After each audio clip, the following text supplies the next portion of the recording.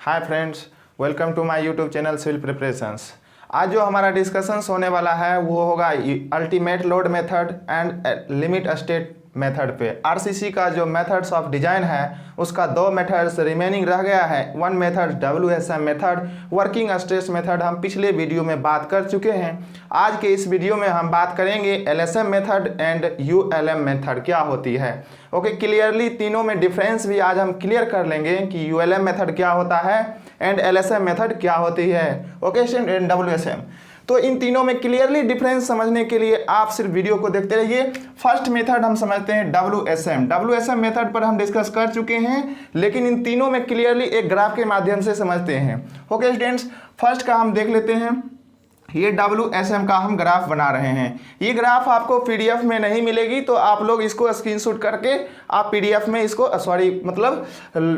आप जो है नोट्स में इसको अटैच कर लेंगे। ओके स्टूडेंट्स, आइए मान लेते हैं ये किसी भी स्टील का हो या फिर मतलब ग्राफ है। ओके स्टूडेंट्स, ये किसी भी स्ट्रक्चर का क्या है, ग्राफ है। मतलब उस पर जैसे जैसे हम लोड को इंक्रीज कर रहे हैं उस तरह से हमारा जो ग्राफ बन रहा है कुछ इस तरह से शोइंग कर रहा है। ओके स्टूडेंट्स, अब देखते हैं, मान लेते हैं इस पर तो स्ट्रेन रहता ही है, ये हमारा स्ट्रेन है और ये हमारा स्ट्रेन है। ओके स्टूडेंट, डब्ल्यूएसएम मेथड में हम मान के चलते हैं हम जो स्ट्रेस लिए हैं वो लेटेस्ट कंसीडर वो 20 कंसीडर किए।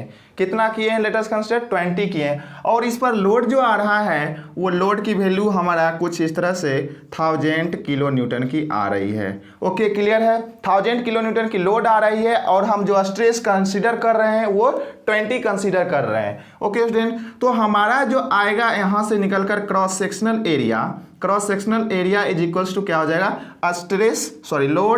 लोड अपॉन में हो जाएगा स्ट्रेस, तो 20 है तो हमारा यहाँ से कितना आ जाएगा 50 mm स्क्वायर। इसका क्या आ जाएगा 50 mm स्क्वायर, मतलब इसका एरिया आ जाएगा। ओके स्टूडेंट्स, इतना तो समझ में आया। अब सेकेंड हम बात करते हैं यूएलएम मेथड की, अल्टीमेट लोड मेथड। इसका भी कुछ इस तरह से ग्राफ बन रहा है। ओके स्टूडेंट्स, इसमें जो हम स्ट्रेस कंसीडर किए हैं वो लगभग कितना है, अप्रॉक्स 50 है। लेटेस्ट कंसीडर है, मान के चल रहे हैं, ये समझाने के लिए एज लाइक एग्जांपल दे रहा हूँ और बेस्ट एग्जांपल है। आप अपने नोट्स बुक में जरूर इसको लिखेंगे, तभी आपको क्लियरली समझ में आएगा डिफरेंस क्या होता है तीनों मेथड में। तो यहाँ पे 50 हम कंसीडर कर लिए हैं स्ट्रेस की वैल्यू। अब हम फाइंड आउट करना चाहते हैं क्रॉस सेक्शनल एरिया, तो cross sectional area find out करेंगे तो क्या आएगा, लोड अपॉन में स्ट्रेस। लोड हमारा कितना आ रहा है स्ट्रक्चर पे, इस कंडीशन में भी 1000 है और स्ट्रक्चर पे कितना आ रहा है, इतना, तो ये कितना आ जाएगा, हमारा जो स्ट्रेस एरिया आएगा वो 20 आ जाएगा। ओके स्टूडेंट, डब्ल्यूएसएम मेथड में हमारा 50 आया, यूएलएम मेथड में हमारा कितना आया, 20 आया।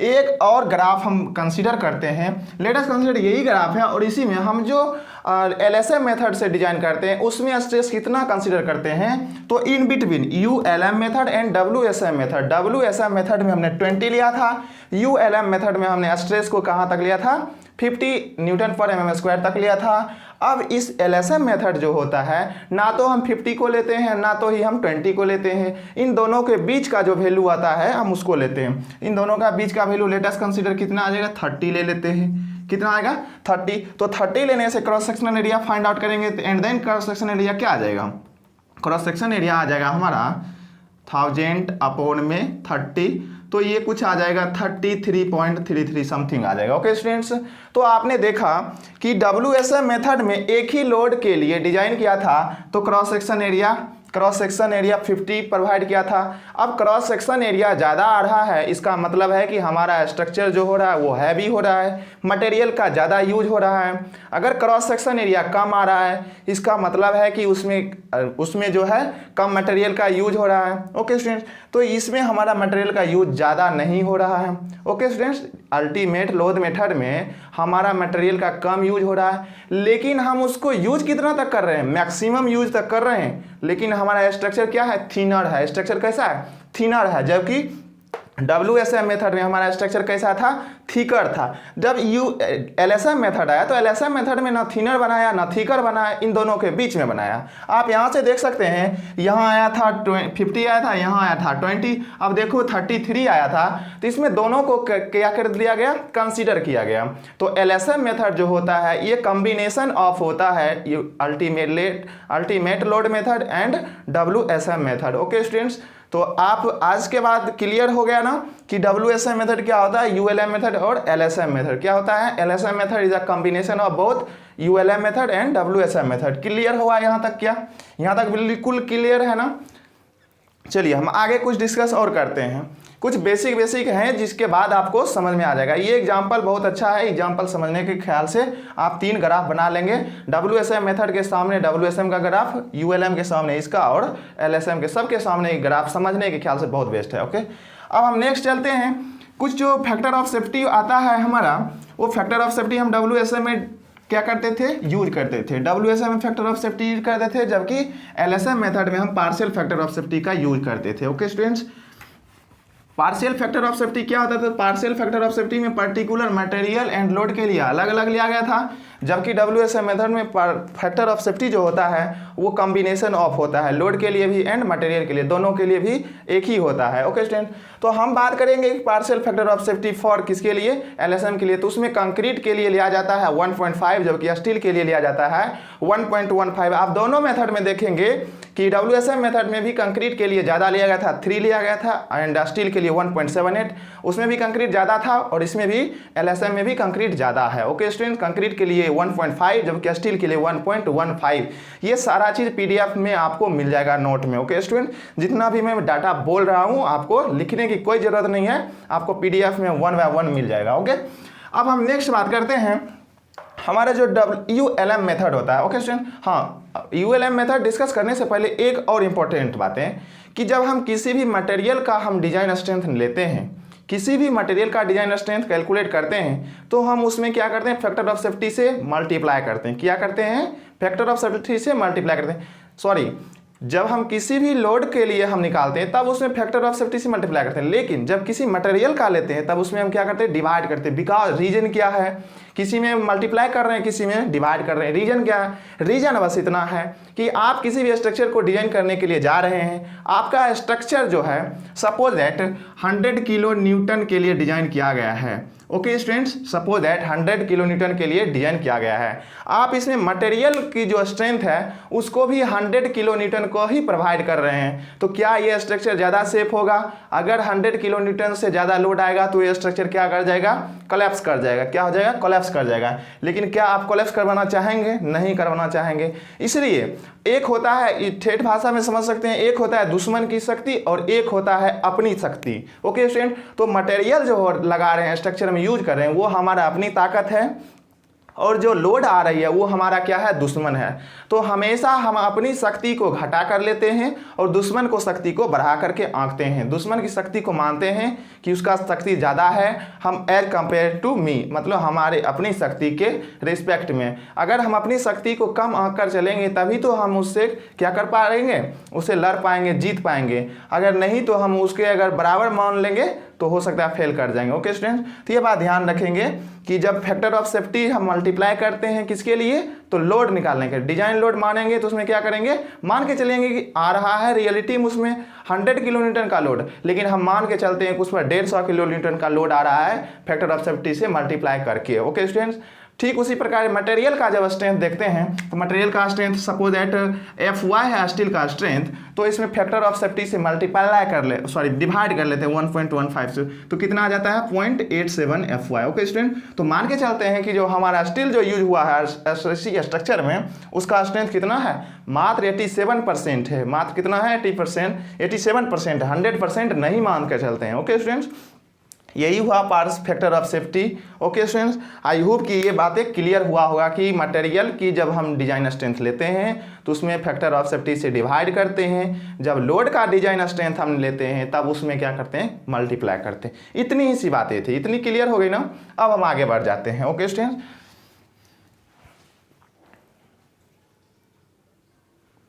अब हम आगे बढ़ जाते हैं अल्टीमेट लोड मेथड की ओर चलते हैं। ULM मेथड क्या है, ULM ultimate load method, ultimate load method.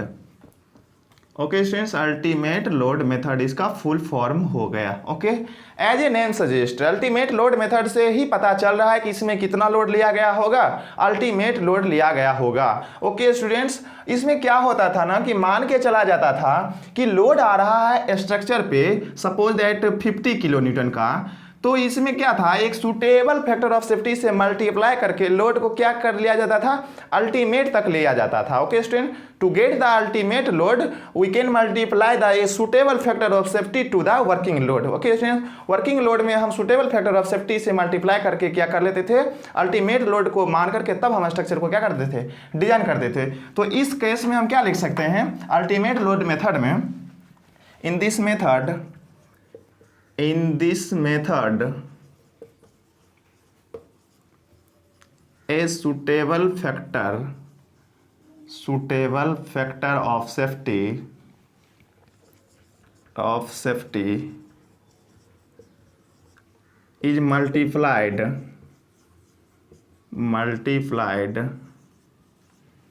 to working load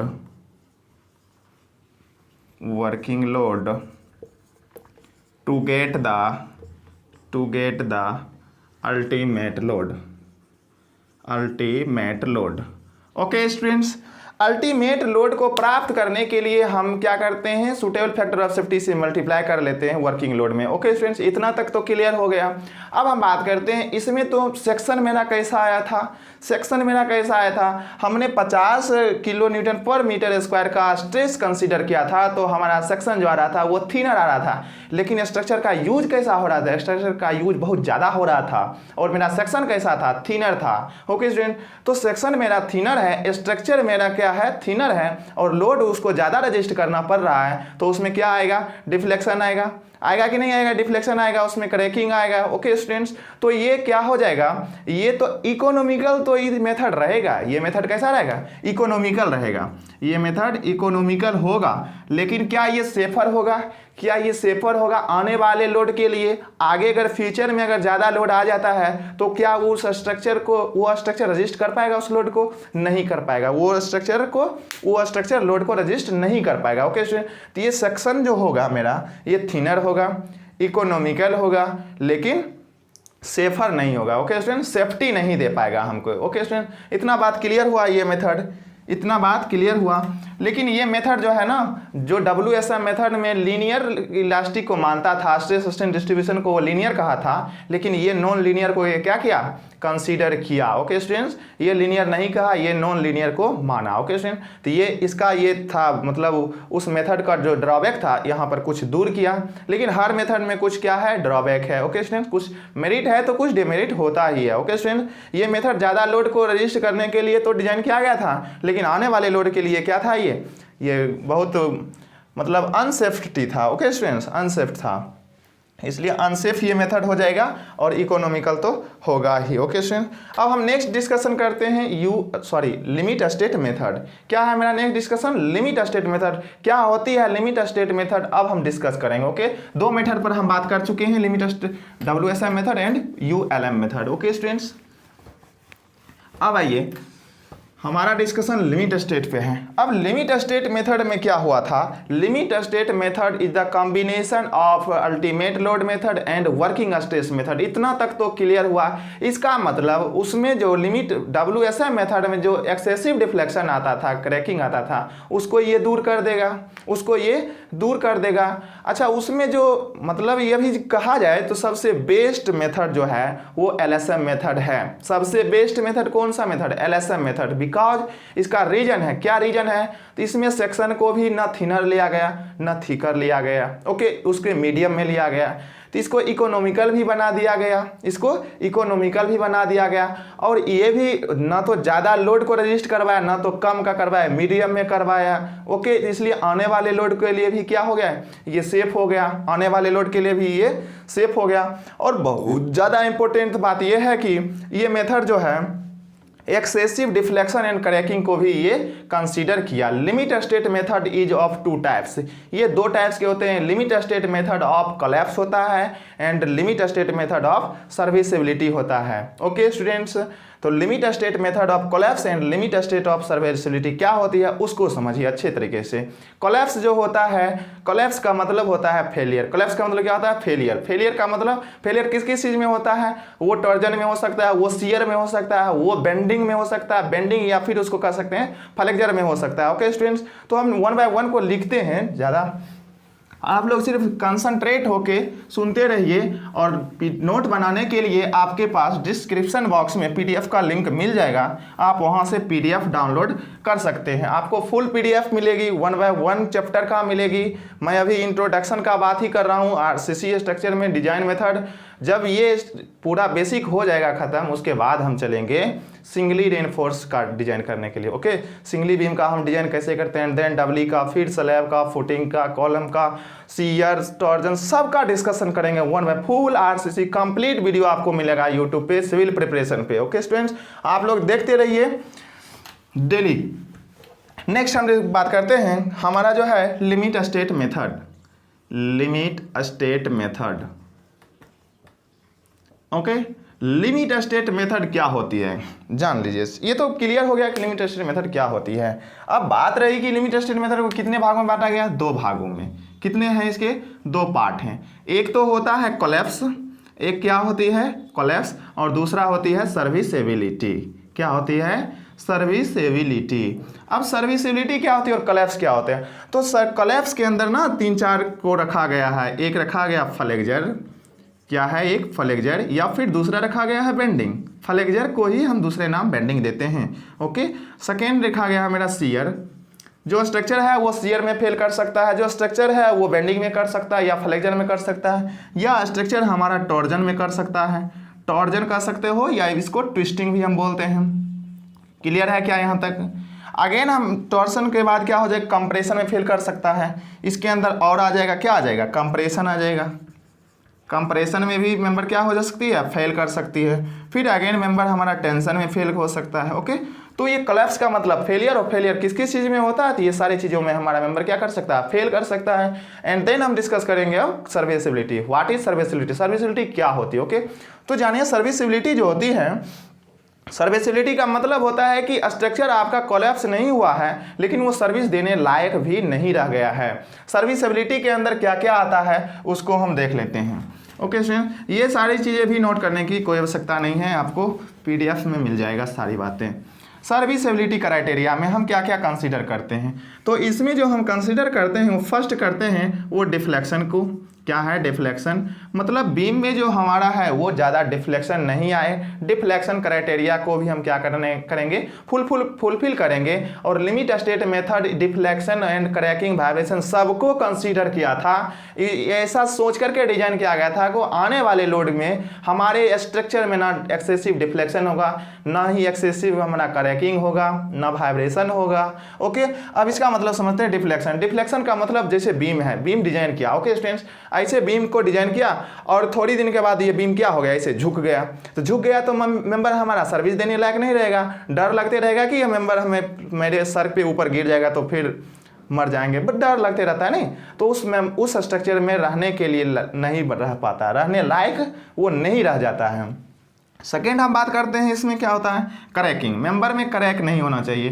cracking आ गया मेंबर में, डेवलप कर जाएगा, आपको डर लगने लगेगा, ठीक है, कि मेंबर कभी गिर ना जाए, कोलैप्स ना हो जाए। लेकिन एक्चुअली में कोलैप्स होता नहीं है, लेकिन हमें एक डर बना रहता है कि कोलैप्स हो जाएगा।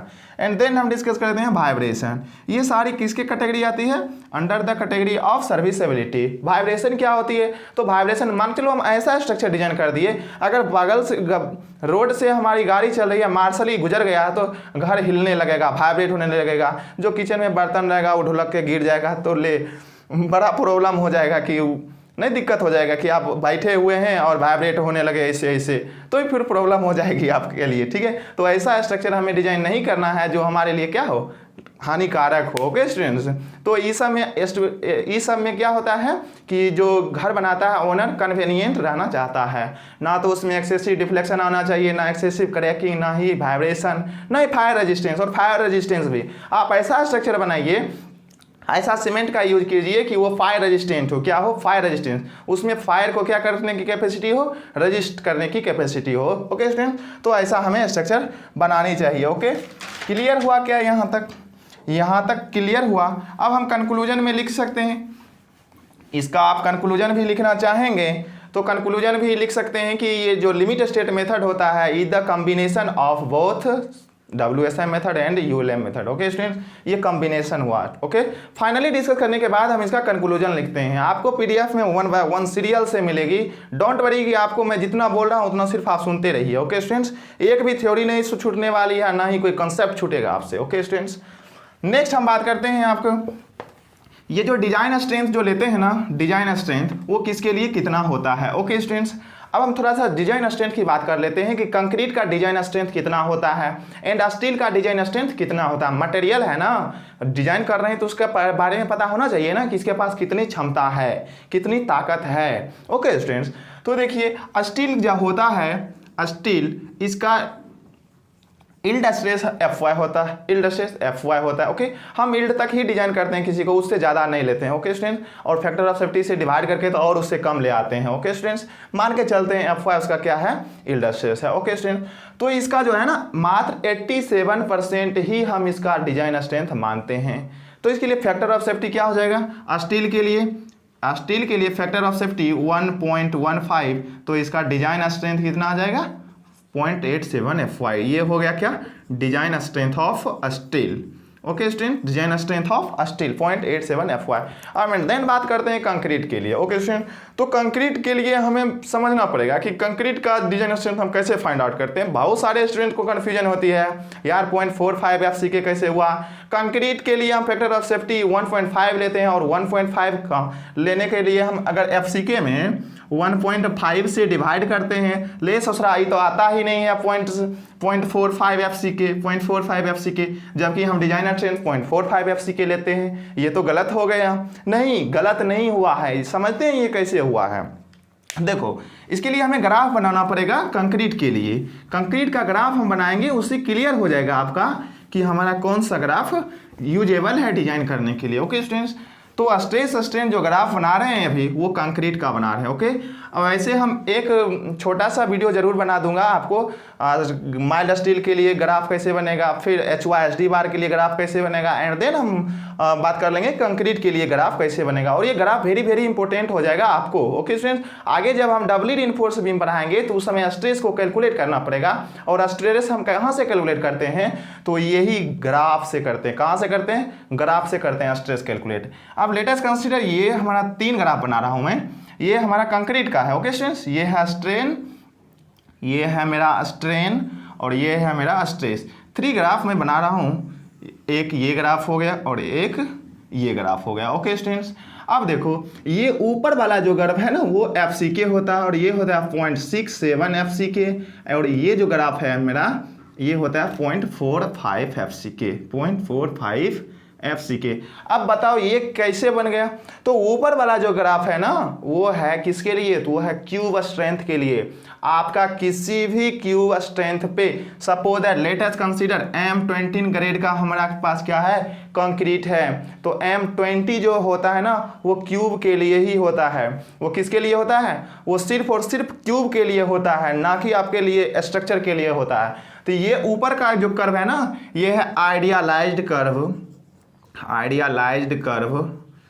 Idealised curve for cube. किसके लिए है, क्यूब। मान के चलते हैं अगर 20 के लिए हम डिजाइन किए हैं तो 20 न्यूटन पर mm स्क्वायर का हमारे पास स्ट्रेंथ मिलेगा। वो किस में, वो सिर्फ क्यूब में मिलेगा, ना कि आपके पास स्ट्रक्चर में मिलेगा। ओके स्टूडेंट्स, तो जब हम स्ट्रक्चर में बात करते हैं कि उसी अगर हमने M20 ग्रेड का कंक्रीट डाल दिए हैं स्ट्रक्चर में, तो स्ट्रक्चर में कितना मिलेगा, तो वो 0.67 FCK मिलेगा। कितना मिलेगा, 0.67 FCK मिलेगा।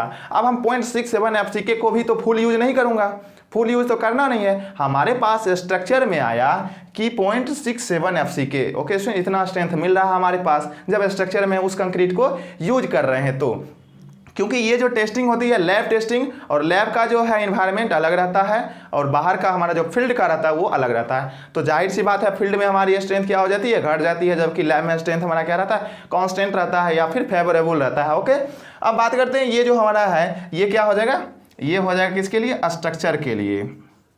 ये किसके लिए हमारा कर्व हुआ, स्ट्रक्चर के लिए 0.67 FCK। अगेन हम बात करते हैं कि ये जो 0.45 FCK ये किसके लिए है, तो 0.45 FCK जो होता है ये आपके लिए डिजाइन कर्व होता है बाबू। क्या होता है, डिजाइन कर्व। यही जो है हमारे लिए इंपॉर्टेंट था। ओके स्टूडेंट, तो अब कैसे आया डिजाइन कर्व, तो ये जो हमारा स्ट्रक्चर में आ रहा है इसमें आप 0.67 FCK में आप कितना से भाग दे दीजिए, 1.5 से भाग दे दीजिए, तो आपको 0.45 FCK मिल जाएगा। कितना मिल जाएगा, 0.45 FCK मिल जाएगा। क्लियर हुआ क्या यहाँ तक, इस तीनों में डिफरेंस क्लियर हुआ, बिल्कुल। चलिए नेक्स्ट हम बात कर लेते हैं, एक चीज़ हम डिस्कस कर ही लेते हैं कि वो माइल्ड स्टील के लिए भी कैसे ग्राफ बनता है। ओके स्टूडेंट्स, क्योंकि स्ट्रेस जो हम फाइंड आउट करेंगे वो आगे से इसी प्रकार से फाइंड आउट करेंगे। ओके, इसी ग्राफ से फाइंड आउट करेंगे। क्लियर हुआ क्या यहाँ तक, यहाँ तक क्लियर हुआ। आइए हम पहले बात कर लेते हैं माइल्ड स्टील की एंड देन हम बात कर लेंगे HYSD बार की।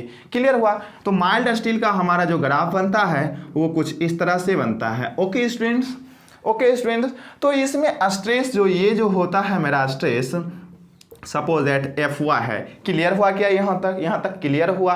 अब इसमें जो हमारा स्ट्रेन ज्यों ज्यों बढ़ रहा है, स्ट्रेस में कोई भी इंक्रीजिंग या फिर डिक्रीजिंग नहीं आ रहा है। At a certain limit strain के साथ साथ स्ट्रेस भी बढ़ा, स्ट्रेन के साथ साथ स्ट्रेस भी इंक्रीज हुआ, स्ट्रेन के साथ साथ स्ट्रेस भी इंक्रीज हुआ।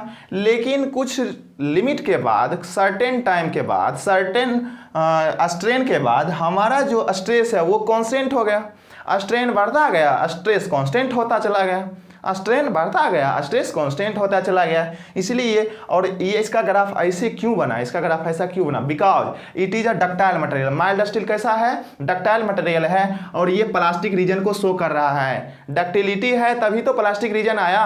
अगर डक्टाइल मटेरियल नहीं रहता, ब्रिटल मटेरियल रहता, तो यहीं पर इल्ड आता, और इल्ड भी अल्टीमेट के बराबर होता, और अल्टीमेट के बाद स्ट्रक्चर क्या कर देता, कोलैप्स कर देता। लेकिन यहाँ पर स्ट्रक्चर क्या कोलैप्स कर रहा है, नहीं कर रहा है। अब देखो हमारा जो सेकेंड है, ये जो दोनों ग्राफ है ना वो डबली रिइंफोर्स बीम में बहुत ज़्यादा काम आएगी, बहुत ज़्यादा। आपके पास एक कोड होगा IES 2000। ओके, कितना होगा, 2000। ओके, तो ये जो हमारा कोड होगा ना, इस कोड से हमारा जो है सारी डाटा आएगी। उसी कोड में ये ग्राफ दे रखा। ओके, कोड को भी फुल्ली डिटेल में स्टडी करवाऊंगा, क्लॉज नंबर सहित बताऊंगा कि इस क्लॉज में ये चीज़ लिखा हुआ है। ओके स्टूडेंट्स, अब देखो हम ब्रिटल की बात कर लेते हैं। HYSD बार जो होता है, ग्रेड ऑफ स्टील की जब हम बात करेंगे तो 3 ग्रेड ऑफ स्टील होता है। क्या होता है, 3 ग्रेड ऑफ स्टील होता है। अभी तक तो आया है, लेकिन रिसेंटली सर्च भी चल रहा है। जैसे कि एक FY 250 होता है, FY 250 होता है, FY 500 होता है, और FY 450 होता है, 415 होता है। क्लियर है। अब इसको हम बोलते हैं HYSD bar, high yield strength deformed bar, high yield strength deformed bar. दूसरा होता है माइल्ड स्टील, इसको हम बोलते हैं FY 250, इसको बोलते हैं माइल्ड स्टील बार। क्लियर है। अब हम नेट डिस्कशन करेंगे, जो हमारा HYSD बार है वो ब्रिटल मटेरियल है। कैसा है, ब्रिटल मटेरियल। और ब्रिटल मटेरियल में हमारा क्या आता है, यील्ड तो आता नहीं है, डायरेक्ट क्या आता है, अल्टीमेट आता है, एंड देन मटेरियल कोलैप्स कर जाता है। तो इसमें देखो हमारा जो मटेरियल है, ये HYSD का ग्राफ बना रहा हूँ, ये है स्ट्रेन और ये है मेरा स्ट्रेस। क्लियर है। अब इसका देखो ये कुछ इस तरह से बन जाता है। क्यों, क्योंकि इसमें क्या आ जाता है, डायरेक्ट इसके बाद ये फेल कर जाता है, डायरेक्ट इसके बाद फेल कर जाता है। बिकॉज इसका अल्टीमेट देखो, ब्रिटल मटेरियल का यील्ड स्ट्रेस या फील्ड अल्टीमेट स्ट्रेस क्या होता है, ज़्यादा होता है। यील्ड क्या होता है, ज़्यादा होता है, जबकि डक्टाइल मटेरियल का यील्ड स्ट्रेस क्या होता है, कम होता है। ओके, ये बात ध्यान रखेंगे। अब इसके बाद तो ये फेल कर जाएगा ना, इसके लिए हम करस्पॉन्डिंग सपोज दैट ये सारा स्ट्रेन के अनुसार स्ट्रेस होगा, तो हम ग्राफ में जाएंगे। ग्राफ में जाने के बाद इसके करस्पॉन्डिंग क्या है स्ट्रेस। ओके स्टूडेंट्स, फिर इसके करस्पॉन्डिंग क्या है स्ट्रेस, हमें पहले फाइंड आउट करना पड़ेगा। स्ट्रेन के अकॉर्डिंग हम क्या फाइंड आउट करते चले जाएंगे, स्ट्रेस। स्ट्रेन के अकॉर्डिंग स्ट्रेस फाइंड आउट करते चले जाएंगे। ओके स्टूडेंट्स, तो ये हमारा कुछ माइल्ड स्टील कर्व का ग्राफ, HYSD का ग्राफ रहा, एंड देन मैंने बताया माइल्ड स्टील का कर्व का ग्राफ, एंड देन मैंने बताया कंक्रीट का ग्राफ। तो सारे ग्राफ जो बन रहा है ना, वेरी वेरी इंपॉर्टेंट है। इस चीज़ को आप अच्छे से समझ लीजिएगा। अगर समझ में नहीं आएगा तो वीडियो दोबारा से देख लीजिएगा, आपको सारी डाउट क्लियर हो जाएगी regarding to this topic. Graph से रिलेटेड हो या फिर WSM ULM। आज का क्लास यहीं तक खत्म होता है। नेक्स्ट जो हम बात करेंगे वो सिंगली रिइंफोर्स बीम का एनालिसिस करेंगे, उसका सारा फार्मूला डिराइव करेंगे, सारा फार्मूला एंड न्यूमेरिकल सहित उसमें चलेगा सिंगली रिइंफोर्स बीम में। ओके स्टूडेंट्स, तो आज का क्लास हमारा यहीं तक रहता है। तब तक के लिए धन्यवाद, थैंक यू।